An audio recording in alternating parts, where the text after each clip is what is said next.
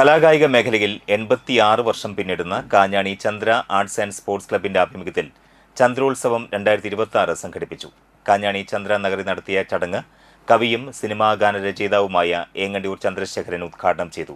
ഒരു തീവണ്ടി മറിച്ചിട്ട് എത്ര പേരെ കൊല്ലാമെന്നൊക്കെ ആലോചിക്കുന്ന മനസ്സുള്ള ആളുകൾ ഒരു കവിത കേട്ട് കോരി തരിച്ചിട്ടുണ്ടായിരിക്കില്ല. നമ്മുടെ അമ്മമാരെ പോലെ സീരിയൽ കണ്ട് കരഞ്ഞിട്ടുണ്ടായിരിക്കില്ല, അല്ലേ? അപ്പോൾ കല തൊട്ട് തീണ്ടാത്ത ആളുകളുടെ മനസ്സ് നമുക്ക് ആലോചിക്കാൻ പറ്റില്ല. അപ്പോൾ 86 വർഷം മുൻപ് ചന്ദ്ര ആർട്സ് രൂപം നൽകുകയും അത് തുടർന്ന് പോവുകയൊക്കെ ചെയ്ത വലിയ നല്ല മനുഷ്യരെ വളരെ സ്നേഹത്തോടെ ആദരിച്ചുകൊണ്ട് 86ാമത് വാർഷികാഘോഷങ്ങൾ ഉദ്ഘാടനം ചെയ്തതായിട്ട് ഞാൻ നിങ്ങളെ അറിയിക്കുകയാണ്. പ്രത്യേകിച്ച് ഇത്തരം നാട്ടിൻപുറത്തെ കലാസമിതികൾക്ക് വലിയ പ്രസക്തിയുണ്ട്. നമ്മുടെ കുരുന്നു മക്കൾക്ക് അവരുടേതായിട്ടുള്ള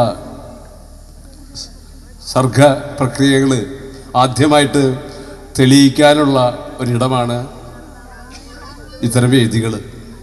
മാത്രമല്ല അത് കലയിലും കായികപരമായിട്ടും സാഹിത്യമായാലും ഒക്കെ അവർക്ക് കിട്ടുന്ന വലിയ ആദ്യത്തെ ആദരവ് ഇവിടം തന്നെയായിരിക്കും. ക്ലബ്ബ് പ്രസിഡന്റ് CBB ശോഭ് അധ്യക്ഷത വഹിച്ചു. വിവിധ മേഖലകളിൽ കഴിവ് തെളിയിച്ച പ്രതിഭകളെ ചടങ്ങിൽ ആദരിച്ചു.